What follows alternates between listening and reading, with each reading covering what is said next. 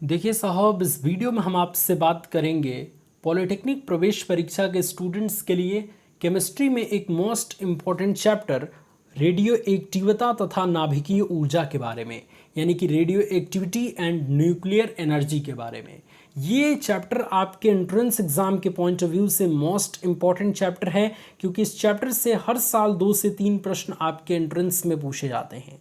इस पूरे चैप्टर को 1 से 2 पार्ट में हम पूरा कवर करा देंगे, सो बिल्कुल भी टेंशन ना लीजिए। सारा कंसेप्ट हम बहुत अच्छे तरीके से क्लियर कराने वाले हैं। इससे पहले हम इस वीडियो को शुरू करें, आप देख रहे हैं हमारा चैनल पांडे से टेक्निकल। मैं हूं आपका दोस्त रोशन पांडे। आइए अपने इस वीडियो को शुरू करते हैं।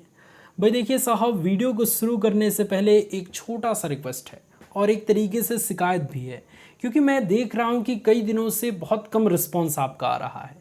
अब लगता है कि आप उतना फोकस नहीं कर रहे हैं अपने एंट्रेंस एग्ज़ाम को लेके। देखिए, ये सारी विपरीत परिस्थितियां आती रहेंगी, लॉकडाउन बढ़ता रहेगा, लेकिन इसमें आप अपनी पढ़ाई को कम तो नहीं करेंगे ना, क्योंकि आप पढ़ाई जितना करेंगे फ़ायदा आप ही को होने वाला है। आप ही अपने एंट्रेंस एग्ज़ाम में ज़बरदस्त नंबर लाएंगे अगर सबसे ज़्यादा तैयारी करेंगे तो बिल्कुल कंटिन्यू कीजिए तैयारी। बहुत सारे वीडियोस आपको हमारे चैनल पे मिल जाएंगे, आप वीडियोस को देखिए। और सबसे इम्पॉर्टेंट बात, जो कि आजकल आप सभी ये काम नहीं करते कि केवल वीडियो को देख के चले जाते हैं, ये कोई बात थोड़ी हुआ दोस्त। हम आपके साथ भी मेहनत करते हैं, इतना मेहनत करके वीडियो बनाते हैं, इतने ज़बरदस्त एक्सप्लेनेशन के साथ कोई भी वीडियो लाते हैं, तो आप प्लीज़ वीडियो को लाइक किया कीजिए। इस वीडियो के बारे में अपनी राय कमेंट में बताया कीजिए। और सबसे इम्पॉर्टेंट बात कि अगर अच्छा लगता है तो दोस्तों तक ज़रूर पहुंचाया कीजिए। चलिए साहब, इस वीडियो को शुरू करते हैं और सबसे इम्पॉर्टेंट टॉपिक को समझते हैं कि रेडियो एक्टिवता क्या होता है। ठीक है, चलिए। ये मान लीजिए बहुत सारे ऐसे एलिमेंट होते हैं, हमारे पास बहुत सारे ऐसे एलिमेंट पाए गए जिनके नाभिक से बहुत सारी किरणें अदृश्य रूप से स्वतः ही निकलती रहती थी, यानी कि अपने आप से उस तत्व के नाभिक से बहुत सारी किरणें निकलती रहती थी। तो वैज्ञानिकों ने अध्ययन करके यह पाया कि कुछ ऐसे तत्व हैं जिनके नाभिक से कुछ किरणें अदृश्य रूप से ऐसे ही स्वतः निकलती रहती हैं। इन तत्वों को कहा गया रेडियो एक्टिव तत्व। क्या कहा गया? रेडियो एक्टिव तत्व कहा गया। और ऐसे तत्व से इस प्रकार की जो अदृश्य किरणें निकलती रहती थी, तो इस घटना को क्या नाम दिया गया? रेडियो एक्टिवता। एक बार फिर से समझिए कि कुछ ऐसे तत्व पाए गए जिनके नाभिक से स्वतः अदृश्य किरणें निकलती रहती थीं। तो ऐसे तत्व जिनके नाभिक से इस प्रकार की अदृश्य किरणें निकलती थीं, तो उन्हें रेडियो एक्टिव तत्व कहा गया और इस घटना को रेडियो एक्टिवता कहलाया गया। ठीक है, इस घटना को रेडियो एक्टिवता हम कहते हैं। अब एक चीज़ और ध्यान में रखनी है कि जितने भी रेडियो एक्टिव तत्व हैं, जैसे यूरेनियम हो गया, थोरियम हो गया, तो इनसे 3 प्रकार की अदृश्य किरणें निकलती हैं। अब ये तीनों प्रकार की अदृश्य किरणें कौन कौन सी हैं? अल्फा किरण, बीटा किरण और गामा किरण। ठीक है, अल्फा, बीटा और गामा किरणों की खोज किसने की थी? ये कई बार आपके एंट्रेंस में क्वेश्चन पूछा जाता है, तो आप याद रखेंगे रदरफोर्ड ने की थी। किस वैज्ञानिक ने की थी? अल्फा, बीटा और गामा किरण की खोज रदरफोर्ड नामक वैज्ञानिक ने की थी। इन्होंने एक प्रयोग भी किया था। इन्होंने अपने प्रयोग में एक रेडियो एक्टिव तत्व को एक वैद्युत क्षेत्र में रखा, जिसमें एक प्लेट पे उन्होंने पॉजिटिव चार्ज दिया और एक प्लेट पे उन्होंने नेगेटिव चार्ज दिया। और जैसे ही रेडियो एक्टिव तत्व को उसके पास लाया, वैद्युत क्षेत्र के पास लाइए, तो इससे जो 3 प्रकार की अदृश्य किरणें निकलती थी, उसमें एक तरीके की किरणें पॉजिटिव प्लेट की ओर विक्षेपित होने लगी। दूसरे टाइप की जो अदृश्य किरणें थी वो नेगेटिव प्लेट की तरफ विक्षेपित होने लगी और तीसरे प्रकार की किरणें स्वतः ही सीधे एकदम निकल गई। तो इस प्रयोग से उन्होंने ये पाया कि जो किरणें ऋणावेशित प्लेट यानी कि नेगेटिव प्लेट की ओर मुड़ रही हैं, उन किरणों को इन्होंने अल्फा किरण नाम दिया और इस किरण पे पॉजिटिव आवेश इन्होंने बताया। इन्होंने बताया कि अल्फा किरण पे पॉजिटिव आवेश है, तभी ये नेगेटिव क्षेत्र में विक्षेपित हो रही है। क्योंकि आप जानते हैं कि पॉजिटिव और नेगेटिव ये क्या होते हैं? एक दूसरे को अट्रैक्ट करते हैं। ठीक है, विपरीत आवेश एक दूसरे को आकर्षित करते हैं। ये आपने 10th 12th क्लास में पढ़ा होगा। तो ये जो किरणें हैं जो नेगेटिव क्षेत्र में विक्षेपित होने लगी, उनको हमने क्या कहा? अल्फा किरण कहा, और इस पे पॉजिटिव चार्ज होता है। अब जो किरणें पॉजिटिव क्षेत्र में विक्षेपित होने लगी उनको इन्होंने क्या कहा, बीटा किरण कहा। और इन्होंने बताया कि बीटा किरण पे नेगेटिव चार्ज होता है, ऋणात्मक आवेश होता है। ठीक है, अब जो किरणें सीधे निकल गई उन किरणों को गामा किरण कहा गया, और ये इन्होंने बताया कि इस पे कोई आवेश नहीं होता है। ठीक है, तो ये एक छोटा सा प्रयोग था रदरफोर्ड का, तो ये आई थिंक आपको अब समझ में आ गया होगा। एक और इम्पॉर्टेंट चीज़ है कि ये जो अल्फ़ा, बीटा और गामा किरण होती है, इसमें स्पीड जो होती है वो अल्फ़ा किरण की सबसे कम स्पीड होती है अल्फ़ा किरण की।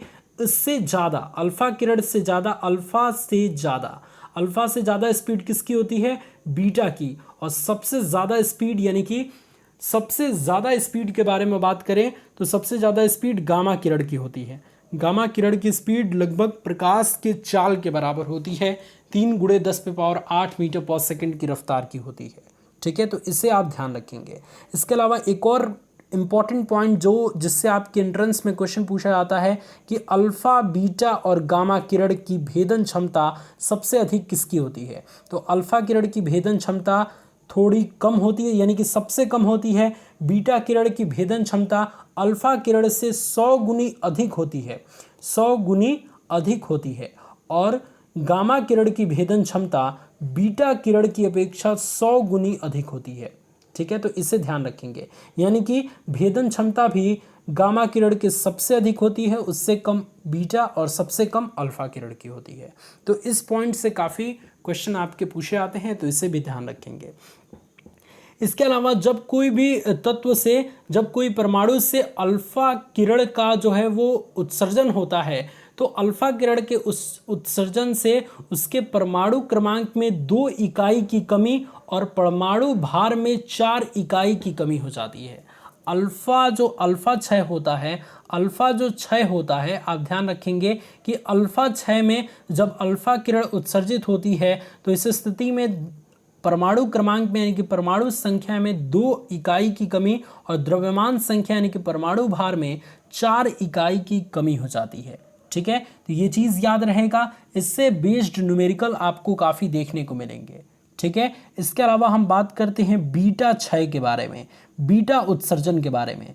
तो जब किसी भी परमाणु से, किसी भी कण से बीटा उत्सर्जन होता है तो इस स्थिति में परमाणु क्रमांक में 1 इकाई की वृद्धि हो जाती है। इसे ध्यान रखेंगे, 1 इकाई की वृद्धि हो जाती है और परमाणु भार यानी कि द्रव्यमान संख्या अपरिवर्तित रहता है, यानी कि द्रव्यमान संख्या में कोई परिवर्तन नहीं होता है। ठीक है, तो इसे आप ध्यान रखेंगे कि परमाणु संख्या में 1 इकाई की वृद्धि हो जाती है और द्रव्यमान संख्या अपरिवर्तित रहता है। इसको आप ऐसे भी लिख सकते हैं 1E0, यानी कि परमाणु संख्या में 1 की वृद्धि हो जाएगी और ये जो होगा वो द्रव्यमान संख्या में 0 का, यानी कि उसी तरीके से रहेगा। इसके अलावा अगर हम बात करें तो अल्फा किरण को आप ऐसे लिख सकते हैं 2He4, यानी कि परमाणु क्रमांक में जो है 2 इकाई की कमी और परमाणु भार में 4 इकाई की कमी हो जाएगी। ठीक है, तो इसे आप ध्यान रखेंगे। इसके अलावा जब गामा क्षय होता है, गामा जो है वो उत्सर्जित होता है, गामा किरण कण उत्सर्जित होता है, तो इस स्थिति में कोई परिवर्तन देखने को नहीं मिलता है। तो इस चीज़ को आप हमेशा ध्यान रखेंगे। ठीक है, अब चलिए हम क्वेश्चन आंसर की तरफ बढ़ते हैं। अब सारा क्वेश्चन हम बहुत आसानी से सॉल्व कर लेंगे। जितनी भी इंपॉर्टेंट चीज़ें थी मैंने आपको बता दी हैं। अब जब क्वेश्चन कराएंगे तो ये सारी चीज़ें और भी अच्छे तरीके से आपको क्लियर हो जाएंगी। ठीक है ना, चलिए सबसे पहला क्वेश्चन, रेडियोधर्मिता की खोज किसने की थी? फटाफट बताइए, कमेंट में आंसर की क्या होगा। रदरफोर्ड होगा कि हेनरी बैकरल होगा कि रॉन्टजन होगा कि आइंस्टाइन होगा? ठीक है, मैंने आपको क्या बताया था, रेडियोधर्मिता की खोज हेनरी बैकरल वैज्ञानिक ने की थी। तो इस तरीके से ऑप्शन नंबर बी बिल्कुल करेक्ट आंसर है। रेडियोधर्मिता की खोज किसने की? Henry Becquerel. कई जगह बैकरल है, कई जगह बैकरल है और यहाँ पे कुछ और है, तो कंफ्यूज बिल्कुल भी ना होइएगा। हेनरी बैकरल नामक वैज्ञानिक ने रेडियोधर्मिता की खोज की थी, रेडियो एक्टिविटी की खोज की थी। इसके अलावा नेक्स्ट क्वेश्चन आपके स्क्रीन पे है कि रेडियो सक्रियता किसका गुण है? तो मैंने आपको क्या बताया था कि जब भी किसी रेडियोएक्टिव तत्व के नाभिक से बहुत सारी अदृश्य किरणें निकलती हैं, तो इस घटना को हम रेडियो एक्टिविता कहते हैं, रेडियो सक्रियता कहते हैं। तो रेडियो एक्टिव सक्रियता जो है वो किसका गुण है? नाभिक का, न्यूक्लियस का। तो ऑप्शन नंबर डी बिल्कुल करेक्ट आंसर है। इसके अलावा नेक्स्ट क्वेश्चन आपके स्क्रीन पे है कि रेडियो सक्रिय परिवर्तन में भाग लेता है। रेडियो सक्रिय परिवर्तन में कौन भाग लेता है? परमाणु का नाभिक भाग लेता है। तो इस चीज़ को आप हमेशा ध्यान रखेंगे, काफ़ी बार आपके एंट्रेंस में इस टाइप के क्वेश्चन पूछे जाते हैं, क्योंकि नाभिक से ही तो अदृश्य किरणों का उत्सर्जन होता है। तो रेडियो सक्रिय परिवर्तन में कौन भाग लेता है? परमाणु का नाभिक भाग लेता है, नाभिक भाग लेता है। तो इसे आप हमेशा ध्यान रखेंगे। चलिए, ऑप्शन नंबर सी बिल्कुल करेक्ट आंसर है। नेक्स्ट क्वेश्चन है आपकी स्क्रीन पे कि किस परमाणु के स्थायी नाभिक में प्रोटॉनों की संख्या होती है? किसी परमाणु के स्थायी नाभिक में प्रोटॉनों की संख्या किसके बराबर होती है? तो न्यूट्रॉनों की संख्या के बराबर होती है। ऑप्शन नंबर ए बिल्कुल करेक्ट आंसर है। एक चीज़ ध्यान रखिएगा कि जिन परमाणुओं के नाभिक में न्यूट्रॉनों व प्रोटॉनों की संख्या समान होती है, अर्थात न्यूट्रॉनों और प्रोटॉनों की संख्या का अनुपात 1:1 होता है, उन परमाणुओं को हम स्थायी परमाणु कहते हैं, और वो सबसे ज़्यादा स्थायी होते हैं, सबसे ज़्यादा स्टेबल होते हैं। ठीक है, तो किसी परमाणु के स्थायी नाभिक में प्रोटॉनों की संख्या किसके बराबर होती है? न्यूट्रॉनों की संख्या के बराबर होती है। ऑप्शन नंबर ए बिल्कुल करेक्ट आंसर है। नेक्स्ट क्वेश्चन आपकी स्क्रीन पे है कि रेडियोधर्मी तत्व किसका उत्सर्जन करते हैं? मैंने आपको क्या बताया था कि रेडियो एक्टिव तत्व जो होते हैं वो 3 तरीके की किरणों का उत्सर्जन करते हैं, अल्फा, बीटा और गामा किरण। ठीक है, तो इस तरीके से हमारा ऑप्शन नंबर बी बिल्कुल करेक्ट आंसर हो जाएगा। आगे बढ़ते हैं और नेक्स्ट क्वेश्चन के बारे में बात करते हैं।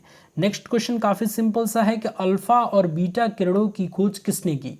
अल्फा और बीटा किरणों की खोज किसने की? मैंने आपको क्या बताया था? अल्फा, बीटा और गामा, ये तीनों किरणों की खोज किसने की है? रदरफोर्ड नामक वैज्ञानिक ने की थी। ठीक है, तो इसे आपको हमेशा ध्यान में रखना था, वहां पे मैंने आपको बताया था। तो इस तरीके से ऑप्शन नंबर सी बिल्कुल करेक्ट आंसर है। नेक्स्ट क्वेश्चन भी इसी टाइप का है कि किस वैज्ञानिक ने गामा किरणों की खोज की थी? तो कौन है? रदरफोर्ड है। अल्फा, बीटा और गामा तीनों किरणों की खोज रदरफोर्ड ने की थी। इसके अलावा रेडियो एक्टिवता की खोज किसने की थी? तो हेनरी बैकरोल ने की थी। तो बिल्कुल कंफ्यूज ना होइएगा, इसमें सारी चीज़ें बहुत इंपॉर्टेंट है। नेक्स्ट क्वेश्चन आपके स्क्रीन पे है कि निम्न में कौन रेडियो सक्रिय किरण हीलियम नाभिक के समकक्ष होता है? ठीक है, हीलियम नाभिक के समकक्ष कौन सा रेडियो सक्रिय किरण होता है? यहाँ पे 4 ऑप्शन है, अल्फा किरण, बीटा किरण, गामा किरण और इनमें से कोई नहीं। तो हीलियम के समकक्ष यानी कि 2He4, मैंने आपको क्या बताया था? 2He4 किस किरण के समकक्ष होता है? तो अल्फा किरण के समकक्ष होता है। मैंने क्या बताया था आपको कि जब अल्फा क्षय होता है, अल्फा किरणों का उत्सर्जन होता है, तो परमाणु क्रमांक में 2 इकाई की कमी और परमाणु भार में 4 इकाई की कमी हो जाती है। यानी कि कुछ इस तरीके से 2He4 के बराबर जो है वो रेडियो सक्रिय किरण हीलियम नाभिक के समकक्ष होता है। ठीक है ना। अल्फा किरण पे आवेश कितना होता है? 2 पॉजिटिव आयन। ठीक है, तो इसे भी आप ध्यान रखेंगे। तो निम्न में से रेडियो सक्रिय किरण हीलियम नाभिक के समकक्ष कौन सी किरण है? अल्फा किरण है। ठीक है, इस चीज़ को आप हमेशा ध्यान रखेंगे, क्योंकि देखिए हीलियम पे भी 2 पॉजिटिव चार्ज होता है। ठीक है, और अल्फा किरण पे भी 2 पॉजिटिव चार्ज होता है। ठीक है, तो इसे भी आप ध्यान रखेंगे, काफ़ी इंपॉर्टेंट चीज़ें हैं। नेक्स्ट क्वेश्चन आपके स्क्रीन पे है कि अल्फा किरणें हैं। अल्फा किरणें क्या हैं? Helium 2 positive ion. तो इस तरीके से ऑप्शन नंबर बी बिल्कुल करेक्ट आंसर हो जाएगा।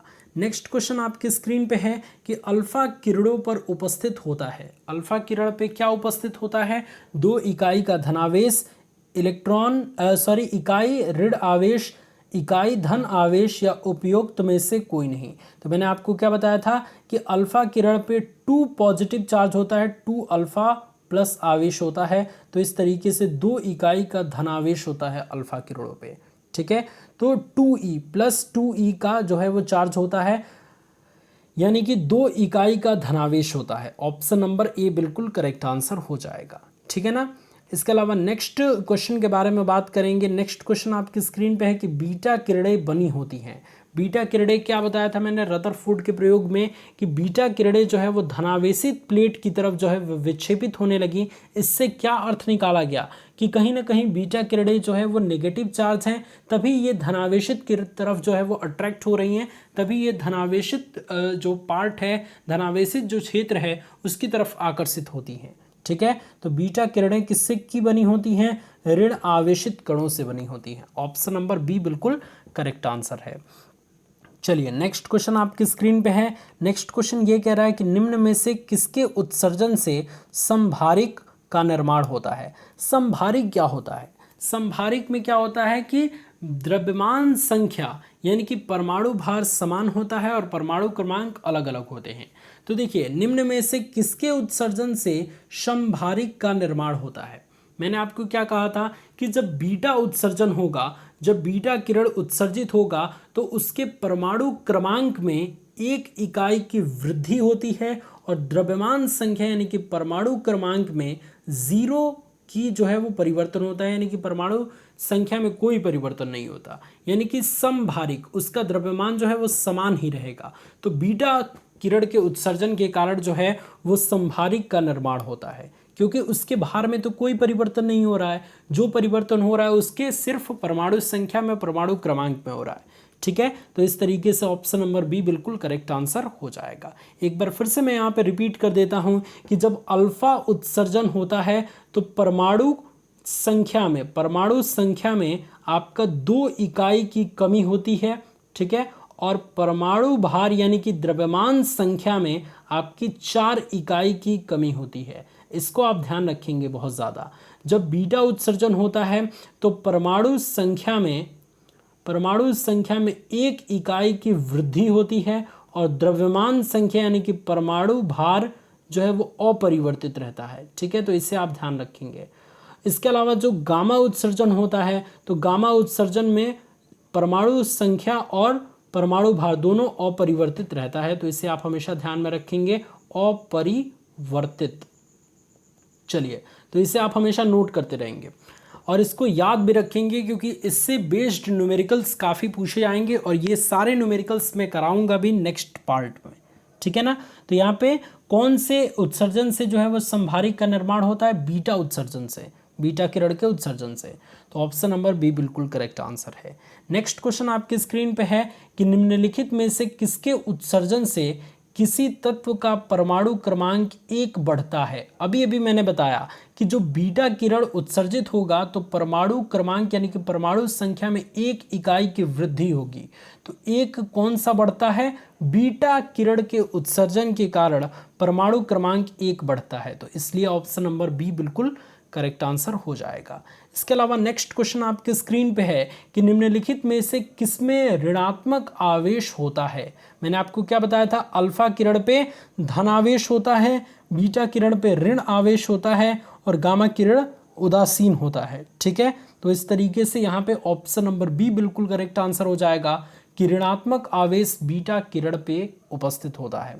इसके अलावा नेक्स्ट और लास्ट क्वेश्चन आपकी स्क्रीन पे है कि इलेक्ट्रॉन का समरूप कौन है? इलेक्ट्रॉन पे आप बताइए कौन सा आवेश होता है? इलेक्ट्रॉन पे ऋण आवेश होता है यानी कि नेगेटिव चार्ज होता है। ठीक है, और बीटा कण पे भी क्या होता है? नेगेटिव चार्ज होता है। तो इलेक्ट्रॉन का समरूप कौन हुआ? बीटा कण हुआ। तो इस तरीके से हमारा ऑप्शन नंबर बी बिल्कुल करेक्ट आंसर हो जाएगा। आपने आज की इस वीडियो में क्या क्या सीखा? अल्फा किरण की स्पीड, बीटा किरण की स्पीड और गामा किरण की स्पीड में किसकी स्पीड सबसे ज़्यादा होती है, ये चीज़ आप डिटेल में कमेंट में लिख के बताइए। इसके अलावा विभेदन क्षमता किसकी अधिक होती है, ये भी चीज़ आपको लिखना है। इसके अलावा इलेक्ट्रॉन पे आवेश कितना होता है, इलेक्ट्रॉन की खोज किसने की थी, अल्फा बीटा और गामा किरण की खोज किसने की थी, रेडियो एक्टिविटी की खोज किसने की थी, और किसी 2 रेडियो एक्टिव तत्व के नाम जैसे यूरेनियम और थोरियम। ठीक है, ये एक बार आप लिख ज़रूर दीजिएगा कमेंट सेक्शन में, जिससे आपको ये चीज़ें याद हो जाएं, क्योंकि जो चीज़ आप लिख देते हैं उसे आप फिर कभी नहीं भूलते। ठीक है ना। चलिए, ये वीडियो अगर आपको अच्छा लगा तो इस वीडियो के बारे में अपनी राय ज़रूर बताइएगा, क्योंकि आप जब चीज़ें कमेंट करते हैं तो मुझे बहुत अच्छा लगता है और सबसे इम्पॉर्टेंट बात, इस वीडियो को शेयर करना बिल्कुल भी ना भूलिएगा। आप इसे शेयर ज़रूर कीजिएगा, क्योंकि आपका एक शेयर हमें बहुत ज़्यादा मोटिवेट करता है आप सभी के लिए इसी तरीके की ज़बरदस्त वीडियो बनाने के लिए। आपका बहुत बहुत धन्यवाद इस वीडियो को देखने के लिए।